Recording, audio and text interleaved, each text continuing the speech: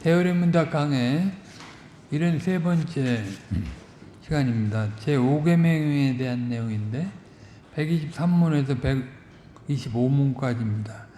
우리가 이거 세 번째 지금 보고 있습니다. 성경 본문은 출애굽기 20장 12절하고 에베소서 6장 1절로 4절입니다.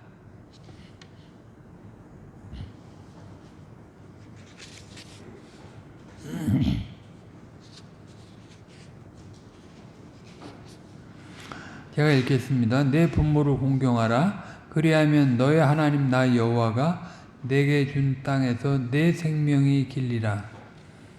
에베소서 6장 1절로 4절. 자녀들아 너희 부모를 주 안에서 순종하라. 이것이 옳으니라. 내 아버지와 어머니를 공경하라. 이것이 약속 있는 첫 계명이니 이는 내가 잘되고 땅에서 장수하리라. 또 아비들아 너희 자녀를 노엽게 하지 말고 오직 주의 교양과 훈계로 양육하라.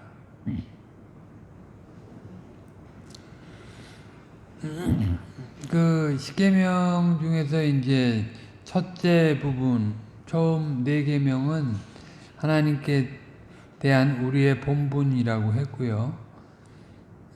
5계명에서부터 10계명까지는 사람에 대한 우리의 본분이라고 했습니다. 창조주 하나님이시고 구속주 하나님이신 그 하나님이 우리에게 보이신 사랑으로 이제 사랑을 하도록 하시는 것인데, 원래 삼위 하나님의 어떠하심을 반영해내야 하는 존재들이 그 삼위 하나님의 지으심을 받은 그런 존재들 아닙니까? 그런 존재들 중에서도 사람으로 지으심을 받은, 하나님의 형상으로 지음을 받은 그 존재들이 삼위 하나님 간의 사랑을 완벽하게 구현해내야 하는 것입니다. 그 사랑을 근거로 해서 낮아지셔서 첫 창조를 이루셨고, 이제 둘째 번으로 낮아지셔서 이제 둘째 창조, 재창조의 일을 이루신 것입니다. 그러니까 삼위 하나님 간의 이제 사랑의 누림을 그리스도 안에서 이제 누릴 수 있게 된 거죠. 아담 안에서 타락해가지고 이제 생각하는 거나 말하는 거나 행동하는 것이 전부 치우쳐서 신을 생각해도 그 우상으로 달려갈 수밖에 없고, 이웃을 생각해도 자기 정욕의 대상으로 쳐다보던 존재들인데, 이제는 이제 그리스도 안에서 변화를 받아서 하나님을 정상하게 바라보고 섬기게 될 수 있게 됐고, 이제 이웃에 대해서도 그 동일한 사랑을 누릴 수 있게 하신 것이다. 그러니까 첫 창조 때 사실 그 영원한 나라를 목표하시고 사람을 지으셨는데 거기에서 떨어졌잖아요. 재창조를 이루실 때도 거기를 목표로 다시 재창조를 하신 거예요. 그러니까 우리 이 땅에서 발을 붙이고 살지만 하늘에 속한 시민권자들로서 그 영원성 있는 행보를 행해 나가시는 거예요. 한시적인 그런 도덕을 행하고 한시적인 사랑을 나누게 하신 것이 아니라 영원한 사랑을 나눌, 그러니까 우리 그리스도인들의 삶의 모든 재료는 영원성이 있는 것이어야 된다. 영원성이 있는 걸 해야 돼요. 영원성과 관련돼서 한시적인 일도 하는 거죠.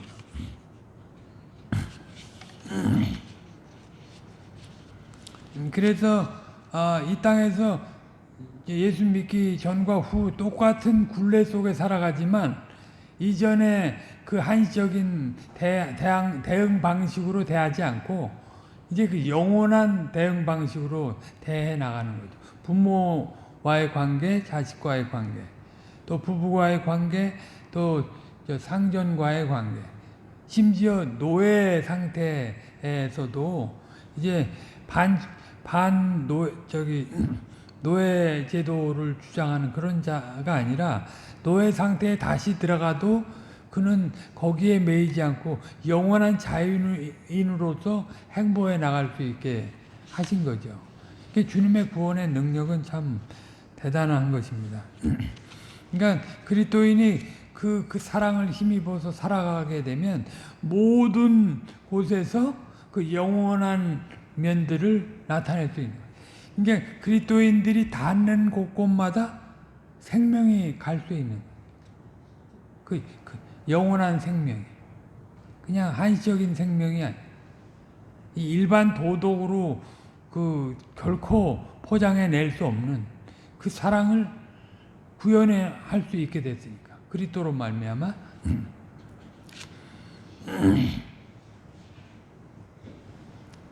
그것이 이제 그게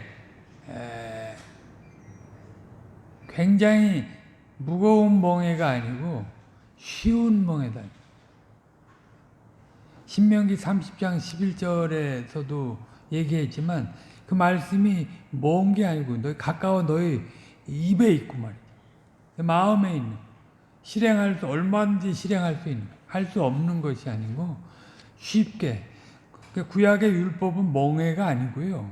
구약의 율법도 쉬운 멍해예요. 이미 다 주님이 그렇게 구원해 내시고 그걸 이룰 수 있는 방도를 주셨어요. 그런 근거를 주시고 그런 그 능력을 다 주셔서 하라고 하신 거죠. 그러니까 그들도 그 율법을 순종함으로써 어디 광야에 있든지 가나안 영역에 들어가든지 하늘 도성을 바라는 자로서 살아갈 수 있게 하셨다. 아브라함이 그랬듯이 아브라함이 그들의 조상인 것처럼 그렇게 얼마든지 살아갈 수 있게 하셨다. 이게 그리스도 예수 믿는다는 것에는 굉장히 심오한 내용이 들어있는 거죠. 간단하게 생각할 것이 결코 아닙니다.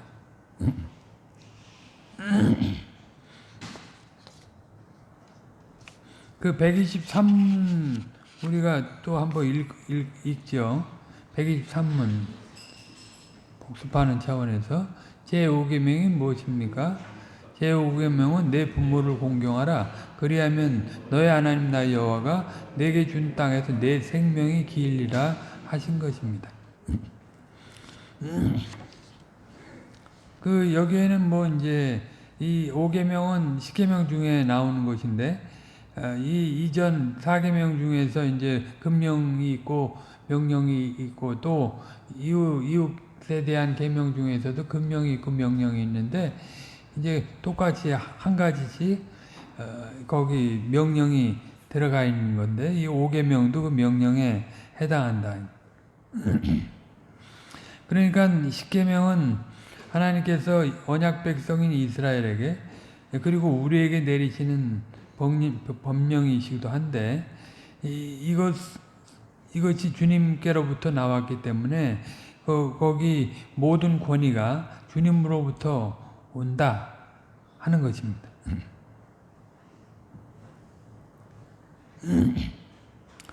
우리를 하나님의 형상대로 지으셔가지고 그 다스림을 받는 존재로서 자유롭게 완벽한 나라를 구현할 수 있게 하셨기 때문에 세상 사람들이 누리는 그런 권위와는 차원이 다른 그런 권세와 권위를 주신 것이다 하는 것입니다. 가시적으로는 가나안 땅 안에서 약속하신 땅 안에서 장수하는 축복이 있지만 그것은 표적적인 거죠. 상징적인 것이고 결국은 영원한 하나님 나라에서 영구히 살 것을 보여주는 그런 말씀이 되는 것이죠.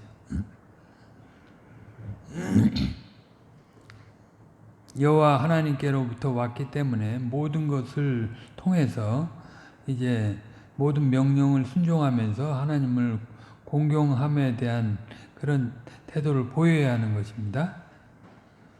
그 다음에 5계명의 위치에 대해서 우리가 124문에서 공부했습니다. 부모의 권위는 인생 가운데 두신 권위를 대표한다. 여기에서 모든 권세가 파생되어 나왔다 하는 것입니다. 그 124문 문답도 같이 하죠.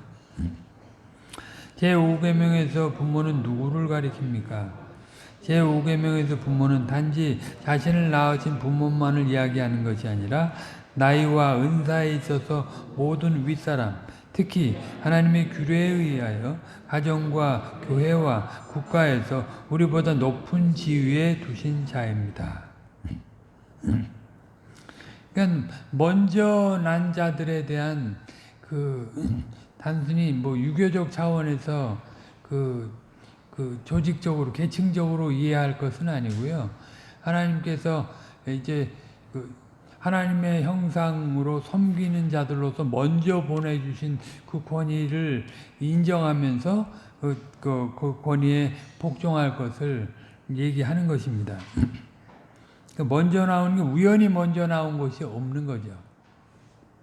우연히 저 사람이 내 윗사람이 되고 우연히 저 사람이 내 언니가 되고 우연히 저 사람이 내 오빠가 되고 우연히 저 사람이 내 부모가 된 게 아니에요.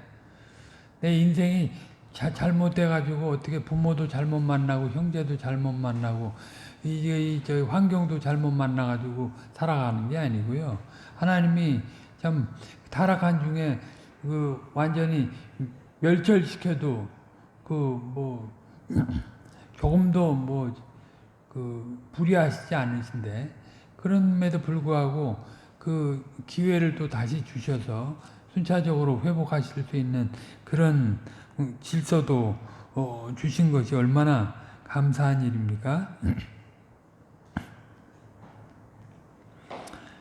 그러니까 이런 모든 파생된 권세를 통해서 하나님을 공경하는, 하나님께로부터 난 모든 것들을 지킴으로써 하나님을 공경하는 그런 태도를 보여야 된다. 신약의 사실은 디모데한테 신약의 사역자 디모데를 권면할 때도 나이 많은 사람은 어머니같이 또 조금 위에 사람은 누이와 같이 그렇게 사랑하는 누이와 같이 이렇게 대하라고 그렇게 말하지 않습니까? 그리스도 안에 있다고 직분을 취했다고 나이 먹은 사람도 함부로 하고 나이 어린 사람은 더 깔아 놀리고 그런 게 아니에요. 하나님 나라는 절대 그런 권세가 아니에요. 주님이 죄인들을 피조물을 섬기고 죄인들을 섬겼지 않습니까? 그러니까 그 섬김으로 세워지는 본이다. 그것도 다 우리 죄 때문에 파괴된 것이니까 우리가 회복하려면 당연히 우리가 먼저 해야 하는 것이 당연한 것입니다. 하나님께서 세우신 질서, 이 모든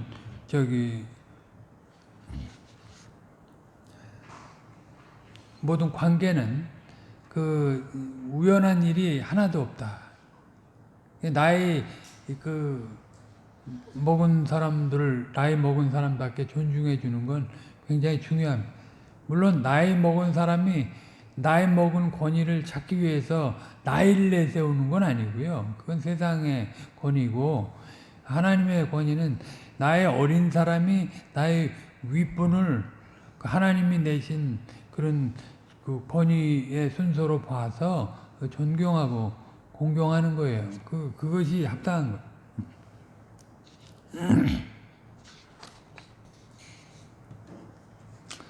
거예요. 극단적으로 또 비교해서 예를 들어서 말씀했는데 다윗과 사울의 경우 이제 물론 장인하고 사위의 관계이기도 했지만 굉장히 악한 권세였잖아요. 사울이 악한 권세였음에도 불구하고 다윗은 그 악을 악으로 대하지 않았다. 악을 선으로 하나님의 품성으로 대했어요. 물론 이전에도 말씀드렸지만 그 휘하의 군사들이 같이 고생하면서 쫓겨다니면서 모든 고통을 함께 받고 있어서 저들의 얘기를 따라서 얼마든지 사울을 죽일 수 있는 기회에 죽일 수도 있었지만 그걸 그 하나님 나라에 합당치 않다는 걸 알고 그건 세상 나라에서는 맞는 얘기죠. 근데 하나님 나라에 합당치 않은 걸 알고 다윗은 그 일에 결코 그 일을 따르지 않았습니다. 오직 하나님의 법도를 지키기 위해서 악한 권세라도 순종한 거예요. 신약에 와서야 비로소 악한 권세에 대해서 순종하라고 한 게 아니에요. 사실 구약의 계명도 5계명도 부모 앞에 무슨 수식어가 없어요. 잘 다스리는 부모를 순종하라고 이렇게 나와 있지 않아요. 예? 못된 부모는 순종하지 말라고 이렇게 돼 있지 않다. 그 부모는 비록 그 착한 부모이든 악한 부모이든 다 부모예요. 그 속에서 어두우면 어두울수록 사실은 빛은 더 발휘할 수 있잖아요. 그 악한 속에서. 다윗은 그 사울의 옷자락을 벤 것조차도 그 마음에 고통으로 느꼈어요. 그냥 꾸며서 하는 얘기가 아니고 실질적으로 고통을 느낀 거예요. 그러니까 윗사람을 하대하고도 마음에 감각이 없는 거는 이건 화인 맞은 거예요. 어떻게 보면. 그러니까 아주 연단을 받아서 아주 단단해진 거죠. 마음이. 고약하게 된 거죠. 그러니까 이 질서를 따라서 상대가 악하건 존중해 주는 거는 일반 사회를 유지하기 위해서도 그 필요한 것이고 더더군다나 하나님 나라 사회를 건설하는 존재로서는 당연히 그래요.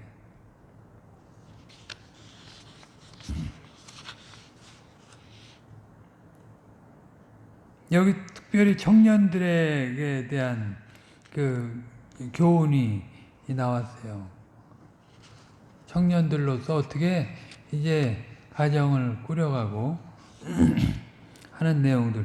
일반적인 연애 마음을 빼앗긴다면 그거 믿음의 가정을 세워나가는 일에서 단단히 그 값을 치르게 될 것이다.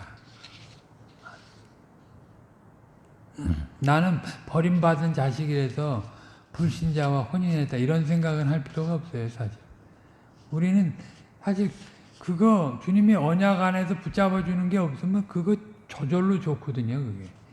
그게 좋으니까 학벌 좋고 그 재물 많고 아주 배경이 빵빵하고 그 누구라도 좋아하는 거 아닙니까?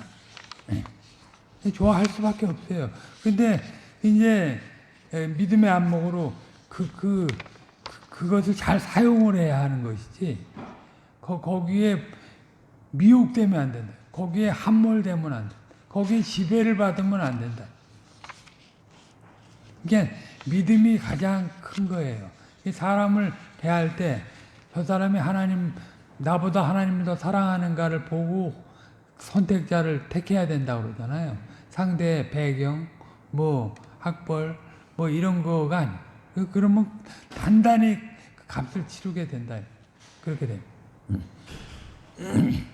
내가 어디가 멋있는 사람을 찾으면 거기 못난 사람을 만나게 돼 있어요. 하나님이 사랑하시는 존재라면 그렇습니다. 그렇지 않으면 그거 모를 거 아니에요. 주님이 알려주시는 거죠, 사실. 그러니까 사실은 주님의 나라를 세우기 위한 상대인가라고 봐야지. 그걸 제일 먼저 봐. 주님을 나보다 더 사랑하는 존재인가 먼저 봐야 돼. 그런 걸 알고 해야지. 그 사랑을 안다고 하는 거지. 그리고 그래야 가정을 세울 수 있는 거죠. 그렇지 않으면 외모를 보면 학벌 외모를 보면 반드시 그것 때문에 값을 치르게 된다. 일반적인 전 드라마는 안 보지만 일반적인 그런 드라마 소재들도 다 그런 거 아닙니까? 그런 것 때문에 그 신문대로 거두고 그 권선징악 차원에서 일반 차원에서 일반적인 그 차원에서 그렇게 그 고발을 하는데 그리스도인들이 그런 걸 쫓으면 안 돼. 일반인들이 탐해하는. 그러니까 일반인들이 감동할 만한 혼인을 해야 돼요. 장애인과 혼인을 한다든가 저렇게 그 뭐 더 형편없는 사람으로 보이는 외적으로 그런 사람을 과 함께 주님의 나라를 이루는 것이 사실은 믿음이 있는 거죠, 사실.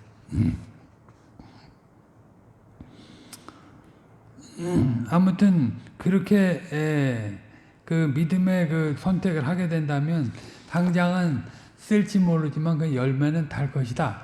그렇게 말을 했어요. 당장은 사람들의 가시거리가 되고 조롱거리가 될지도 모르겠어요. 그러나 하나님 앞에서는 그게 복이 있는 거죠, 사실. 그 믿음의 행동에 대한 그건 누구도 판단할 수 없는 그리고 하나님만이 그 아시고 칭찬해 줄 만한 그런 내용들이 되는 거죠. 오늘은 거기에 이어서 이제 그 파생된 권위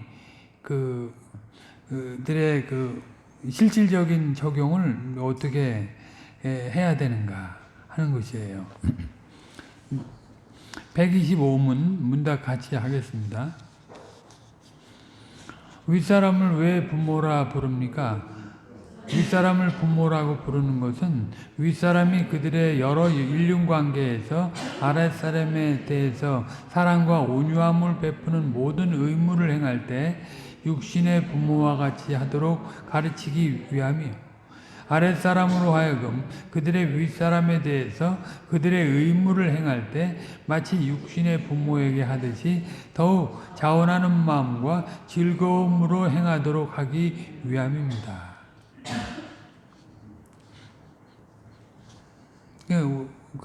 지난 시간에도 얘기했지만 군사부일체, 일반 타락한 심성 안에 남아있는 사람들의 그 사상도 그 동일하게 봤잖아요. 군사부일체, 임금과 선생님과 부모님은 하나다.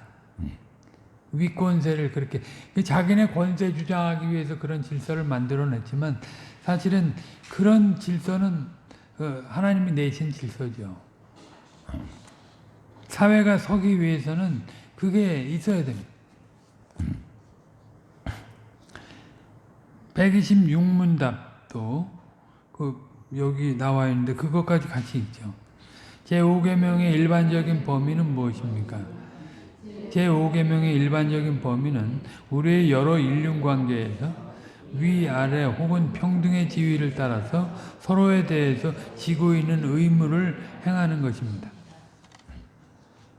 먼저 부모의 권위를 대표적으로 생각하고 하나님께서 인생 가운데 베푸신 그 권위 전반에 대해서 그 파생적 권위들 앞에서 어떻게 신실하게 그 본분을 다 해 나가는가 하는 내용입니다. 먼저 그러면 부모의 권위의 근거가 어떤 것인지 생각하겠습니다. 부모가 자식에 대하여 권위를 갖는 이유가 무엇입니까? 이 점과 관련해서 개혁파에서는 세 가지 입장이 있습니다. 첫째는 부모가 자식을 낳았기 때문에 부모의 권위를 누린다 하는 것입니다. 낳아준 권세가 대단하지요. 기른 권세도 대단하지만 낳아준 권세는 참 큰 것입니다. 그게 천륜이라고 보통 얘기하면서 낳아서 버려서 외국에 입양 가서도 꼭 그 부모를 지난 그 부모의 죄를 용서하고 그 부모를 그 뿌리를 찾아서 그 부모 얼굴이라도 한번 보려고 하는 소원을 보여주잖아요. 일반적으로도. 그게 그 낳아준 권세가 그만큼 있기 때문에 우리 심성 안에 그걸 인정하는 게 있기 때문에 그런 일이 있는 거죠. 둘째는 하나님께서 부모에게 맡기신 직분 혹은 소명 때문에 권세를 누립니다. 부모가 그 부모의 위치에서 자식에게 언약 가정의 부모로서 그 줄 수 있는 내용들이 있잖아요. 그러니까 그것은 엄청난 권위를 갖습니다. 일반 세상 부모들은 단순히 먹여주고 입혀주고 한시적인 삶을 좀 평안하게 보장해 주는 것 안에서 그 지위를 누리려고 하는데, 우리는 한시적인 게 아니잖아요. 그 영원한 생명을 유산으로 주는 그 권세 있는 지위에 있으니까 얼마나 그 지위를 존중해 줘야 됩니까? 셋째는 부모가 직분의 내용에 합당하게 행할 때 권위를 누릴 수 있다는 것입니다.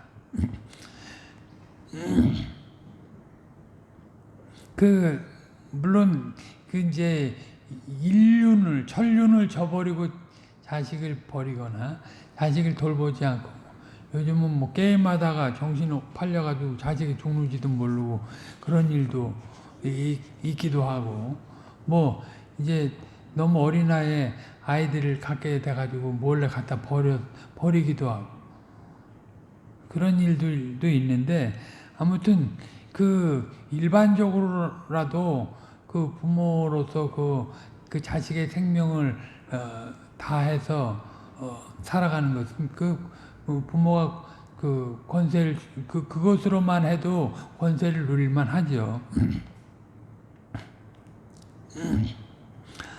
이제 이 세 가지 내용을 조금 더 자세히 보도록 하겠습니다.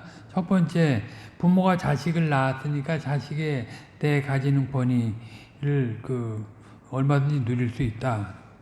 오늘날 자식을 낳아주었으면 부모냐, 부모 노릇을 해야 부모지 하는 항의 소리가 큰 것은 사실입니다. 왜냐하면 부모도 여러 층하가 있으니까 이제 어렵게 산 자식들, 이제 부유하게 산 자식들 비교해 보면서 부모를 탐해할 수 있잖아요. 왜 나를 그렇게 키웠냐고. 좀 잘 키우지. 그렇게 요구할 수 있습니다만, 아무리 그럴지라도 부모와 자식의 관계가 출생이라는 독특한 사건 때문에 세워지는 사실은 변함없습니다. 다른 어떤 관계도 이런 독특한 방식을 취하지 않습니다. 통상적으로 부모는 자기 자식에 대한 특별한 사랑의 마음을 지니고, 자식은 부모를 특별히 의지하는 마음을 지닙니다. 부모는 다른 사람이 아무리 잘났다고 해도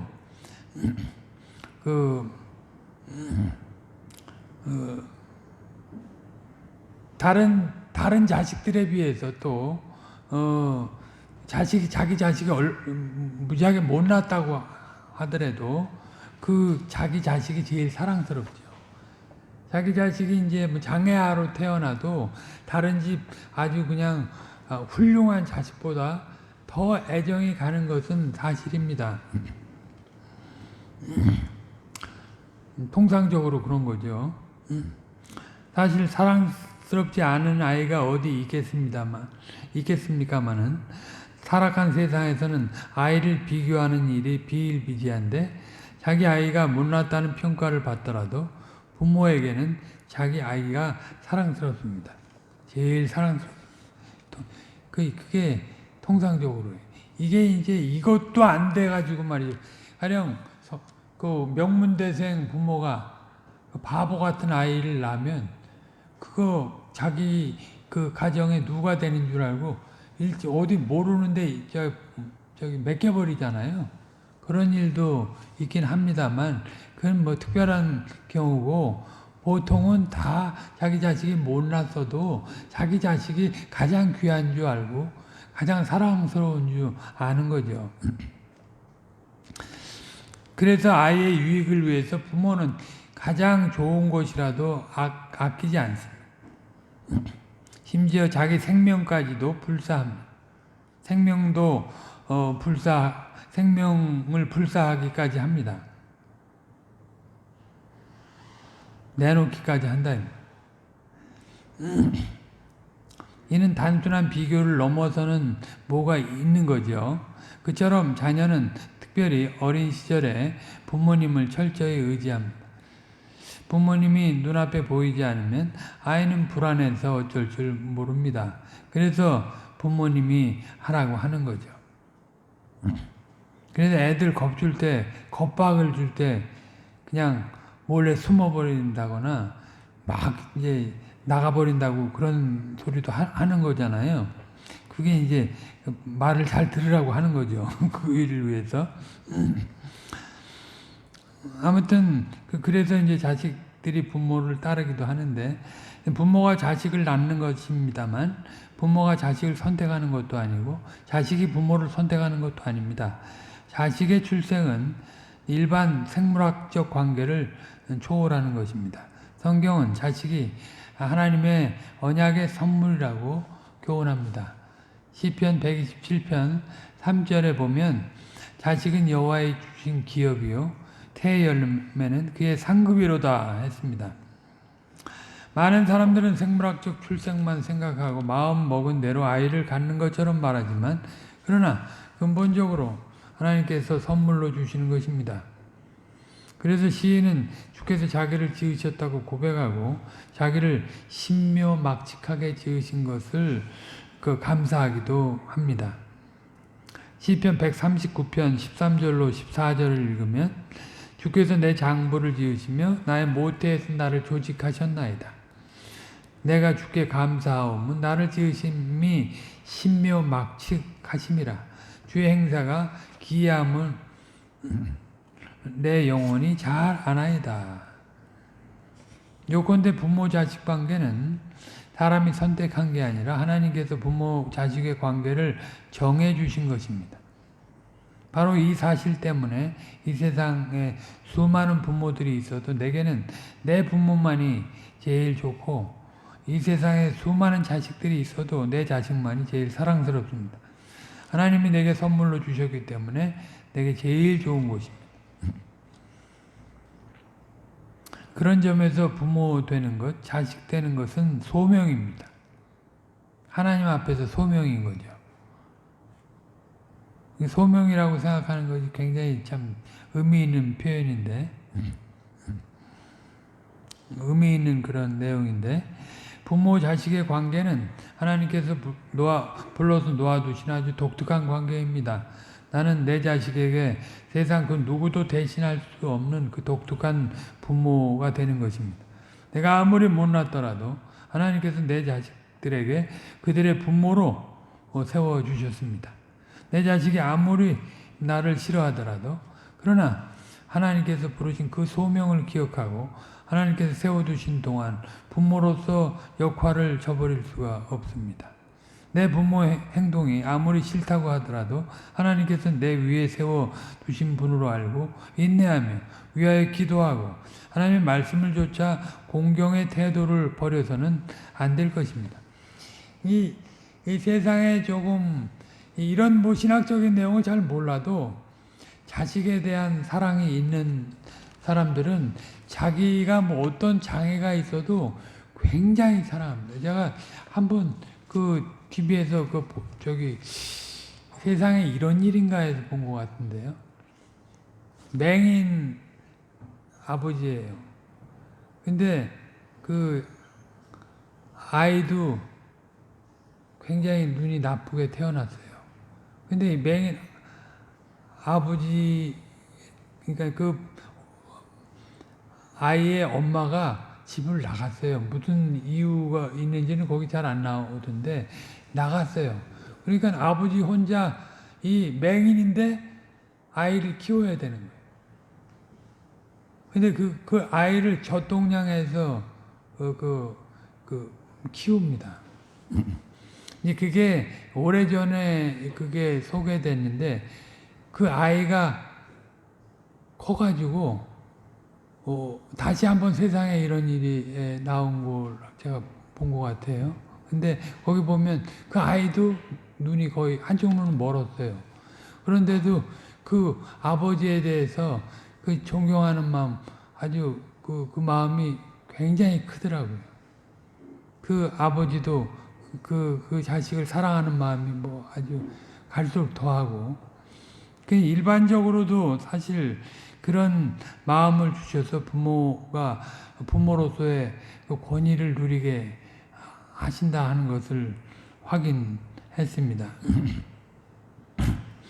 자기가 꼭 그 부모의 직분을 받은 자로서 자식을 키운다 이런 걸 몰라도 이제 마음의 율법에 따라서 그 이웃 자식을 사랑한 거죠. 그 독특한 그 관계 안에서 자식을 사랑한 것입니다.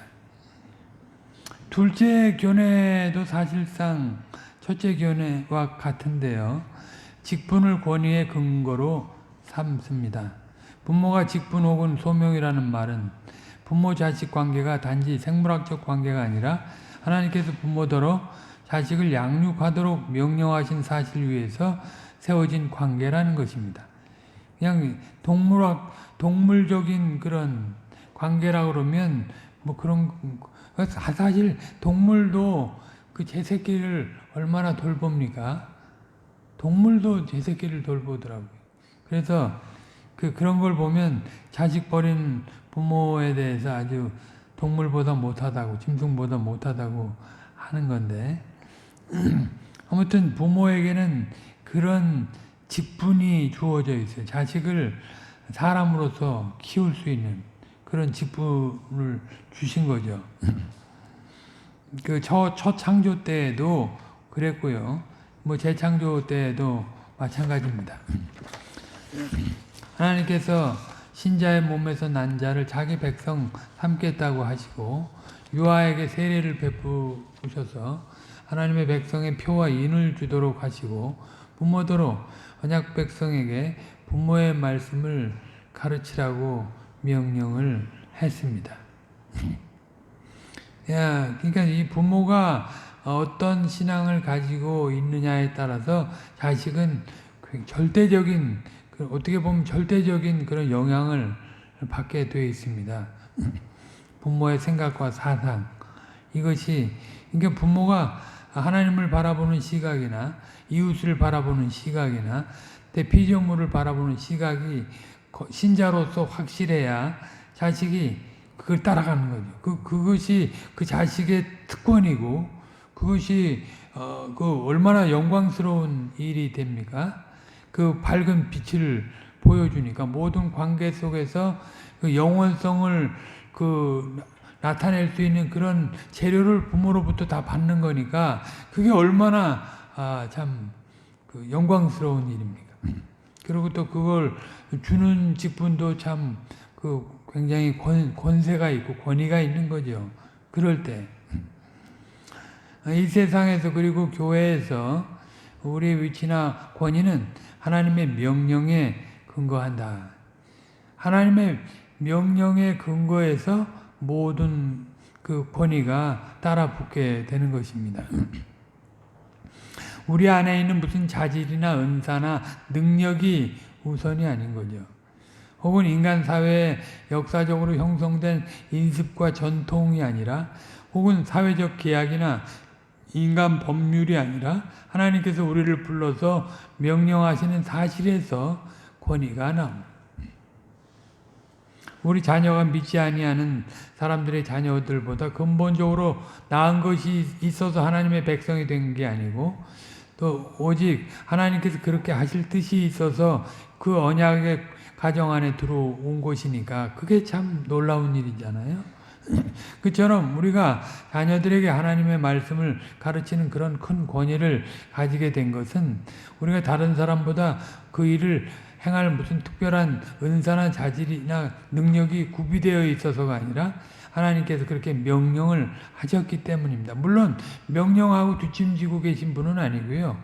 명령하시고 친히 다 간섭하시고 또 그 명령을 수행할 수 있게 은사도 주시고 선물도 주시는 것이죠. 그러니까 그 외적으로 뭐 어떠한 것 때문에 우리가 부모의 권위를 인정하는 게 아니에요. 오히려 외적으로 보면 부모가 더 못 배웠을 수도 있고 더 못났을 수도 있고 그래요. 근데 그 안에서 주님의 사랑을 표출을 하는 것으로 그 직분을 잘 수행하면 그 자식이 어떤 탁월한 존재라도 그 부모를 공경하지 않을 수 없고 부모의 권세를 인정하지 않을 수 없는 거죠.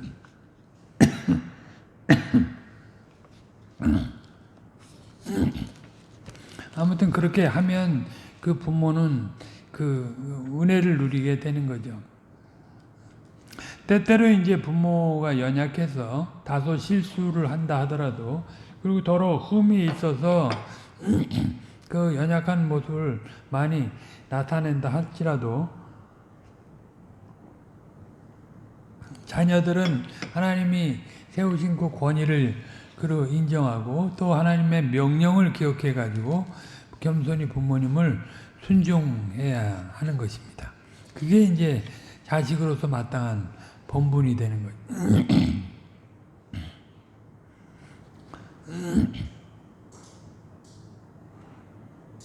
그 부모님을 그 알몸으로 태어나 가지고 말이죠. 부모님에게 받아 누리는 것들이 얼마나 많은가. 물론 그 부모님의 그 나쁜 체질을 받아 가지고 아까처럼 그 맹인이 될 수도 있고 벙어리가 될 수도 있고 귀머거리가 될 수도 있고 여러 장애자로 나타날 수 있기도 하지만 그것이 이제 그 부모 잘못이 아니고 근본적으로 이 죄로 인해서 온 것이라는 사실을 알면 그것조차도 다 수용할 수 있게 되는 거죠. 그래서 그 부모를 겸손히 순종하는 것은 참 복 있는 것이다 하는 것입니다. 마찬가지로 부모는 자식이 형편없이 행동을 할 때에도 사사로운 감정으로 대할 것이 아니라 오히려 하나님께서 나를 불러 세우신 그 고귀한 직분에 충실을 해야 됩니다. 주님이 죄인인 우리를 자녀 삼으시기 위해서 하신 수고와 헌신을 생각하면 우리는 어떤 그 자식의 불효나 어떤 것에 대해서 그럴 수 없다고 생각할 수 없어요. 얼마든지 나를 보면 그렇게 생각할 수 있는 거죠. 하나님 앞에서. 그러니까 어떤 자식이라도 다 수용하고 그 사랑을 잘 사랑으로 대해야 하는 것입니다. 여러 가지 약점과 결핍, 부족, 그거 다 사실은 내가 물려준 거지, 내가 물려준 거 아닙니까? 내가 물려준 거니까 내가 다 감당을 해야 되는 거. 당연한 일이 되는 거죠. 아무튼 그런 자식의 그런 면도 다 끌어안고 이제 부모로서의 그 소명도 잘 감당을 해야 된다 하는 것입니다. 그리고 자식도 물론 그런 일을 이루어야 되지만 그런 측면에서는 사실 둘째 이제 셋째 견해가 또 이제 사실 둘째 견해와 같아지는데 어떤 부모는 하나님이 주신 신성한 직무를 다하지 않고 오히려 책임을 져버립니다. 오늘날 먹고 살기가 힘들다는 이유로 자식을 버리는 그런 무책임한 부모가 있습니다. 그렇게 심각한 경우가 아닙니다만 믿는 부모인데 이따금 하나님의 말씀에 어긋나게 자녀를 훈육하고 심지어 하나님의 뜻을 거슬러 명령하기도 합니다. 이런 경우에 부모의 권위를 인정할 수 있겠습니까? 하나님께서 부모에게 권위를 주실 때에는 권위를 주신 목적이 있습니다. 그런데 부모가 이런 중요한 목적을 잊고 한낱 사람으로서 하나님의 자리를 대신하려고 하듯이 함부로 자식을 대할 뿐만 아니라 하나님의 명령에 어긋나는 일들을 가르치게 된다면 하나님의 지어주신 권위를 스스로 말살하는 것이 되는 거죠. 신명기에 보면 자식이나 아내나 형제나 친구가 사람들을 미혹해가지고 여호와를 버리게 되면 죽이라고 했습니다. 신명기 13장 6절로 10절에 그러니까 이게 부모의 직위 권세를만 누릴 것이 아니라 부모로서의 책임을 잘해서 합당한 일 행해야 된다 하는 거죠.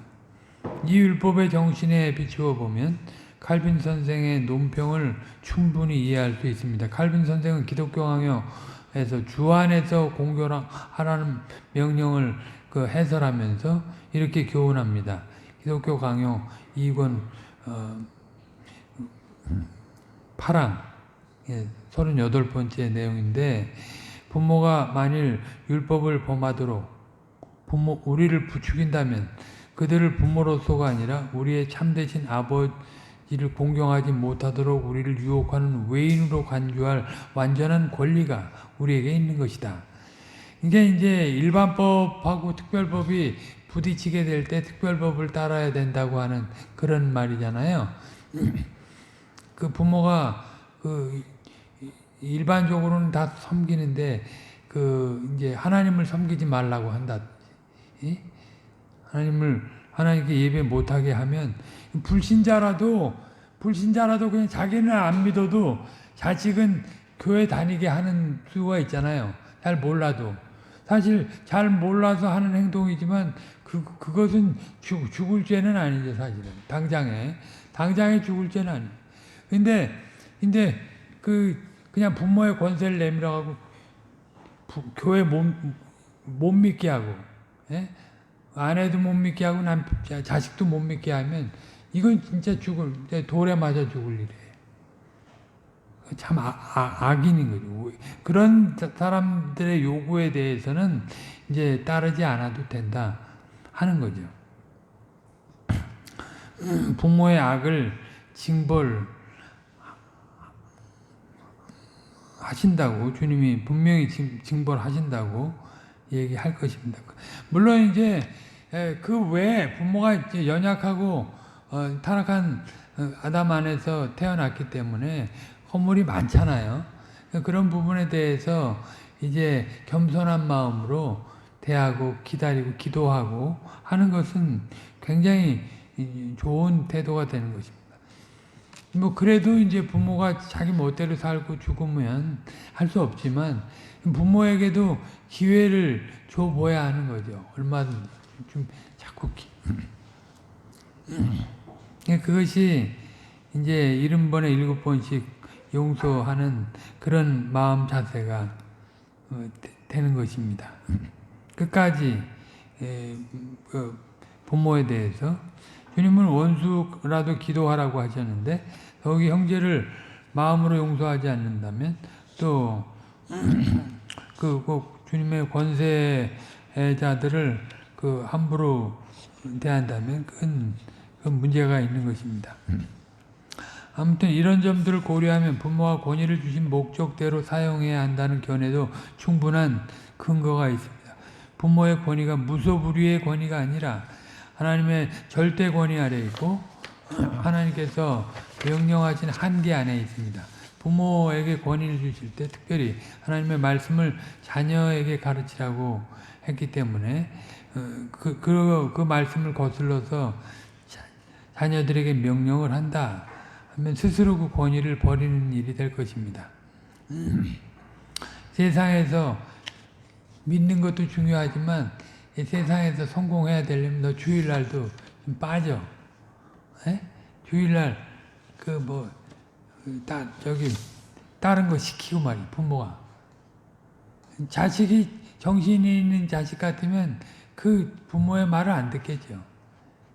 근데 이게 믿는 부모라고 하면서 자식들의 세상에서의 성공을 위해서 주의를 침범하고 주님의 백성으로서의 태도를 훼손하는 일을 하면 이건 죽을 일이다. 자기 직분, 소명 이런 것들 스스로 권위, 권세 이런 것들 다 발로 뭉개버리는 일을 한 거 스스로. 세상적으로 뭐 얻어지는 거 없어도 고요히 그 하나님의 말씀을 따라서 자식을 그냥 평상하게 가르치는 게 얼마나 복 있는 것인지 모릅니다. 부모가 뭐 많이 배웠기 때문에 그것도 아니에요. 그걸로도 아니에요. 부모가 무식하다는 핑계도 될 수 없습니다. 많이 배웠기 때문에 더 그 세상에서 성공시키려고 한다면 그건 많이 배운 게 더 악이 되는 거죠, 사실. 말씀을 맺습니다. 부모의 권위는 하나님에게서 나오고 하나님의 명령에 제한되고 부르신 목적을 실현해야 된다. 이제 큰 그림이 있는 것이죠. 지난번에도 말씀드렸지만 에베소 교회에 그 하늘의 신령한 복을 주시고 그리스도의 몸인 교회로 살고 또 성신이 거하실 처소로 지어져 가면서 모든 관계성 속에서 어떻게 의와 거룩을 이루어 가야 되는가. 그런 것들을 우리가 봤지 않습니까? 그러니까 그 가정을 세우는 목적도, 혼인하는 목적도, 또 자식을 키우는 목적도, 또 사회생활하는 목적도 다 신령한 복을 구현하는 일이에요. 전투하는 교회원으로서 그 일을 구현하기 위해서 그 일이 있는 거예요. 그게 큰 그림이다.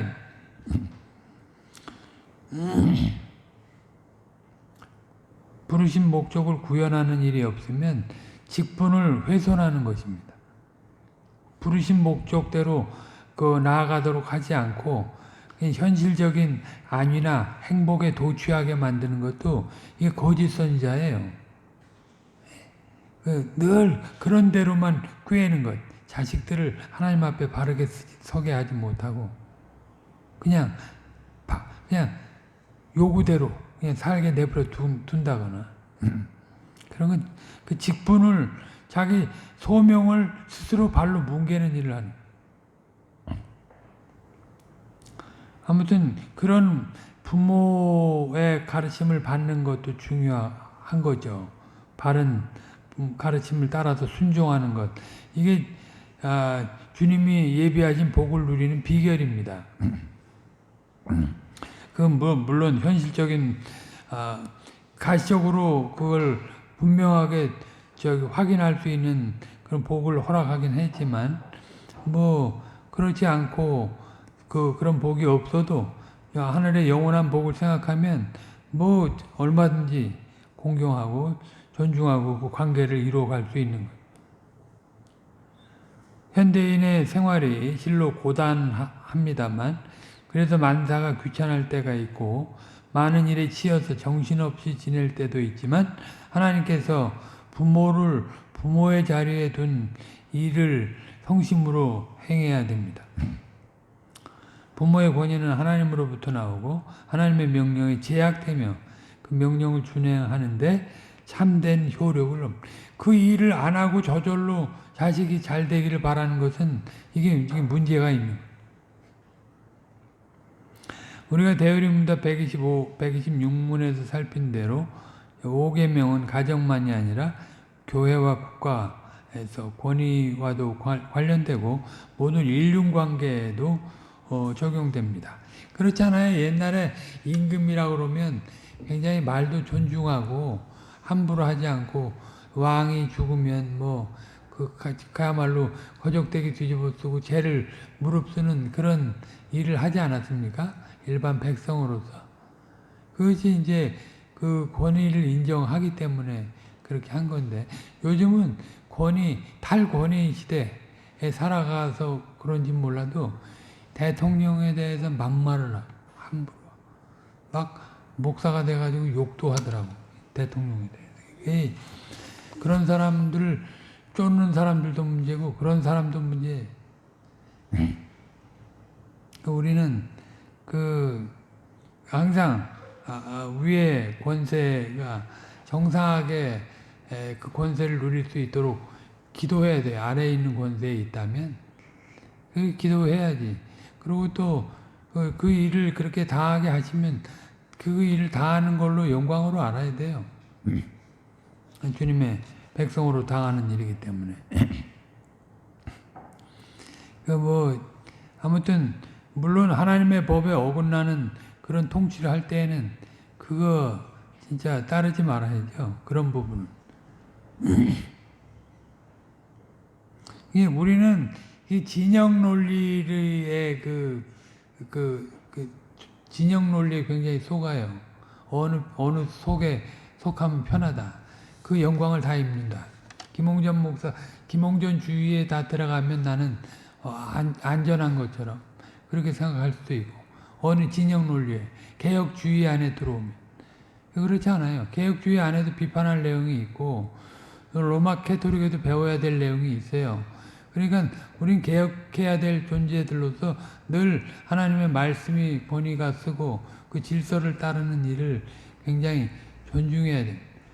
물론 진영을 파괴하는 건 아니고요.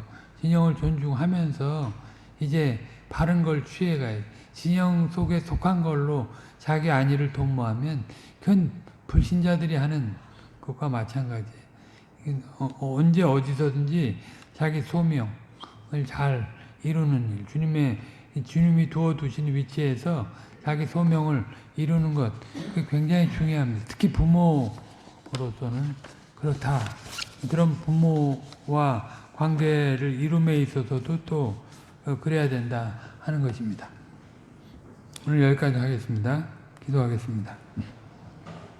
거룩하신 아버지 하나님, 오늘도 부모의 권세가 이제 본세에 명령해야 될 것이 주님의 명령이라는 사실을 확인했고, 주님이 또 권세를 주신 그 부모의 직위가 우연한 일이 아니고 하나님에 의해서 주어졌다 하는 것도 살펴보았사옵나이다.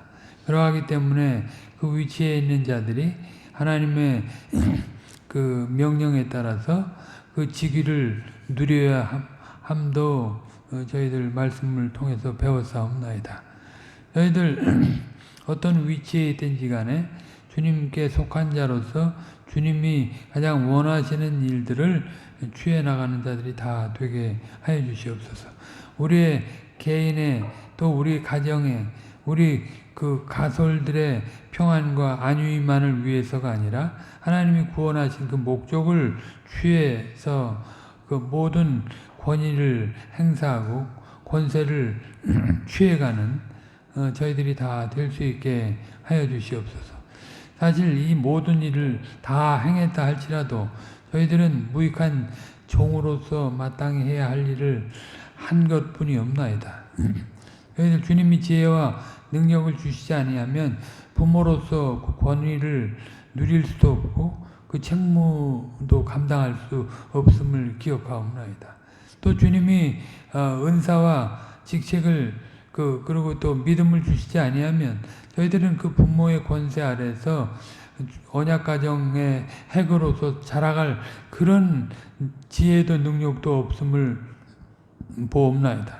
정신을 늘 차리고 하나님께서 허락하신 굴레 속에서 하나님께서 누리게 하신 복도를 누려가며 하나님께서 우리를 지으신 그 목적을 구현해 나가는 저희들이 다 될 수 있게 하여 주시옵소서. 모든 걸 주님께 의탁드리고 감사드리며 우리 구주 예수 그리스도의 이름으로 기도 올리옵나이다. 아멘.